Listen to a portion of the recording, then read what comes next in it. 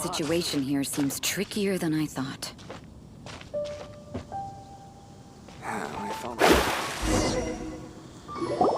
Hey! It's Sucrose! Are you here to explore the snowy mountain too? You scared me. Please, don't scare me like that. I was giving my research report some much-needed consideration. But you were just standing over there, staring into space.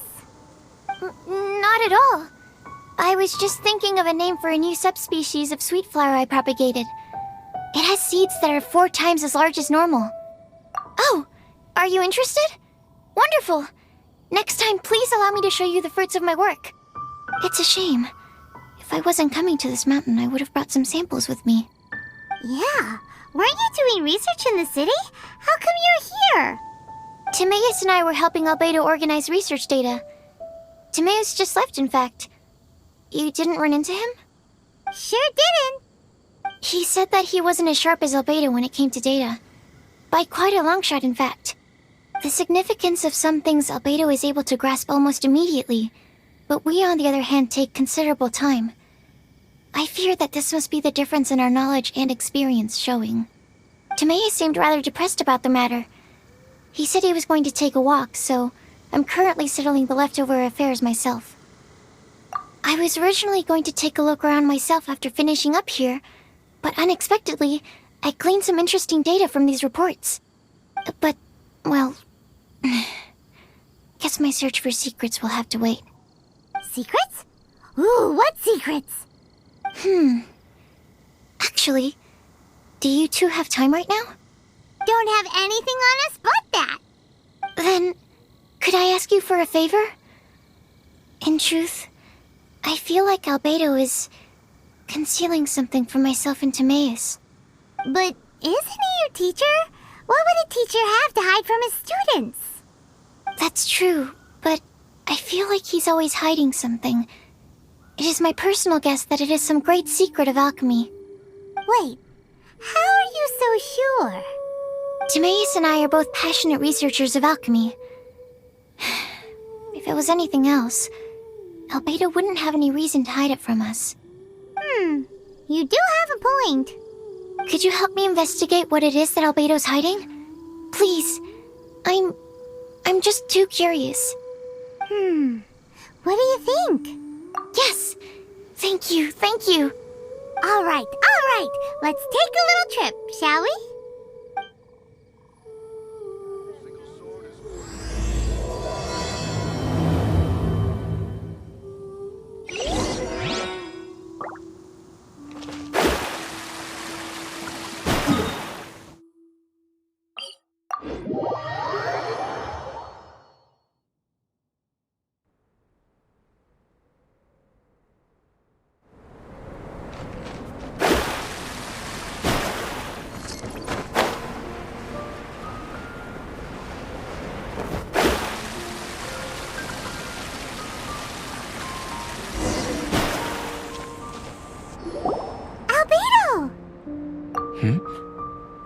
Why are you lost? No, we're not. A secret? Hey, what are you doing? Our mission calls for a delicate approach. Sure, but still. Actually, you've arrived at just the right moment. I have business with you too, in fact. Here, catch. Huh? What's this? As you can see, it is a sword. I did not make the sword. However, I did add some alchemical touches to it. Would you like to try it out?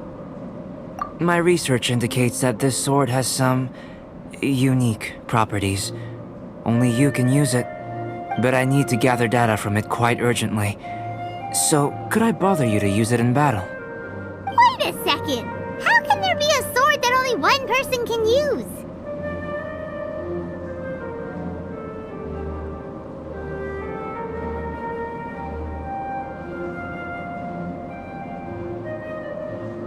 Very astute of you. This sword has indeed had a curse laid upon it. An ordinary person would be unable to wield it at all. However, you are an exception. Huh? Or perhaps I should say that only you are immune to the curse. As such, who could I find to help me if not you? We gain little from saying more. Go find some monsters nearby. After all, some things are best discovered through practice.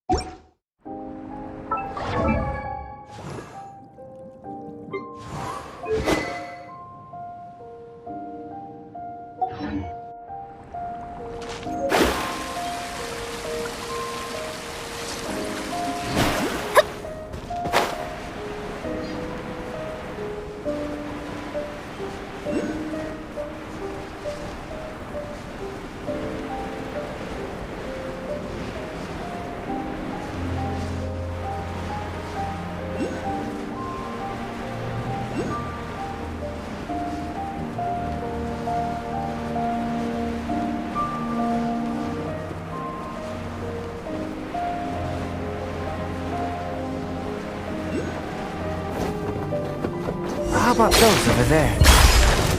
Paimon still... Let me... Stabilize!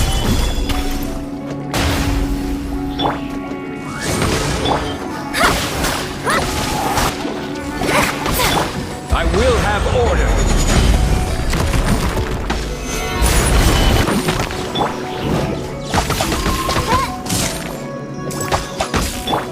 Written in the stars! Shadows of the...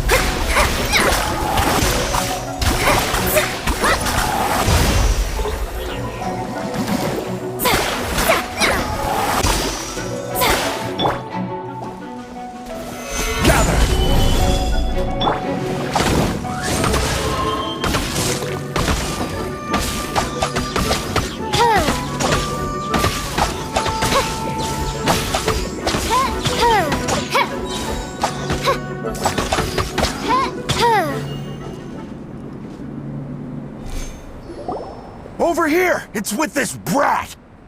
Give it back, you thief! Treasure hoarders? There are treasure hoarders in a place this cold? Enough talk! Hand it over! Watch out! Midnight Phantasmagoria! Shadows of fate! It's over,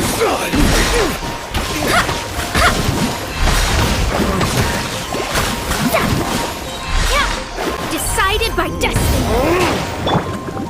Oz, reveal thyself! My hammer Delve never into destiny! This is order! Stabilize!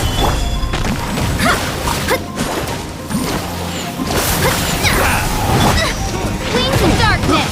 Come, sever night from day! Suffocate! Let me scribe! Suffocate! Written in the stars!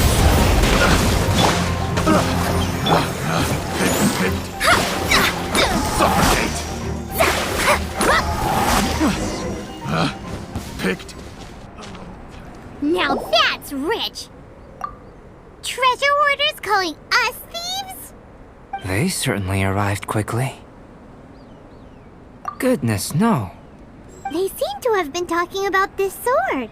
What's going on? Why are you looking at me like that? Of course I didn't steal the sword. Not long ago, the Knights caught a band of treasure hoarders outside the city. The goods they were smuggling were also impounded. This sword was one of those items. We believed it to be stolen plunder, but no one came to claim it. Nor could we find out where it came from, so it languished in our stores. I noticed it quite by chance while in our storehouse. To tell you the truth, such an old sword would see little use outside of alchemy. You claimed it for yourself? Just like that? happened? You just took it with you? Indeed. And I initially intended to perform some experiments on it, but I unexpectedly discovered its true origins in the process. This ancient-looking weapon once passed through the hands of a now-deceased blacksmith. It is a legendary, magical sword. A magical sword? It is said that the smith vanished not long after creating the weapon, with the weapon subsequently becoming lost to time. Working backwards from its eventual fate as plunder, one can guess that it was then stolen by the treasure hoarders, where it remained in obscurity till recently. The blacksmith who made this weapon disappeared? That's kinda spooky. No wonder it's cursed. Exactly. Do you know the story of Durin in this mountain?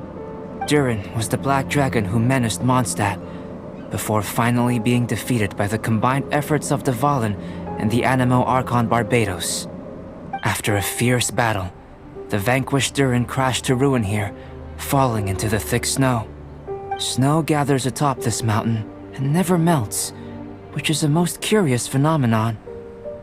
Which leads one to wonder, was Durin's fall here purely by chance, or was it intent? Could it really have been intent?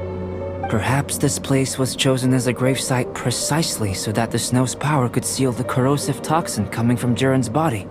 It seems plausible that Barbados would think of such a method. Huh. Was Barbados such a capable god? Well, these are just my postulations. I don't have any evidence. But what's for certain is that this mountain and Durin are deeply intertwined. In fact, I believe that the very sword in your hand has Durin's remains in it. A dragon's remains? Indeed. The dragon's eyes, claws, and scales ground into dust before being used to coat the blade. In this way, Durin's corruption and venom entered into the sword and became the source of its power. This is very advanced craftsmanship. I presume that having successfully forged the weapon, the smith must have tried it out themselves in their joy. But using the sword in battle would have allowed the corruption to seep through the blade's handle and into their bodies. Ordinary mortals cannot withstand such power. The blacksmith must then have fled, driven mad by the curse, before meeting their end in some unknown place. You've purified the volunteers before, which is a very rare ability indeed. This ability has protected you from being corrupted or poisoned, and you can completely eliminate their effects, which is why you and only you can properly wield this sword. Still, this sword really is huge. Yikes! It's glowing! As far as I'm concerned, this is where the real experiment begins. This sword is still very weak at present. However, it is able to absorb energy, and through that, it is able to constantly become stronger. In some sense, you could even say that it is a living thing. Well then, traveler, adventure with it to your heart's content. I need you to help it grow. I believe that we will soon have all the proof that we need.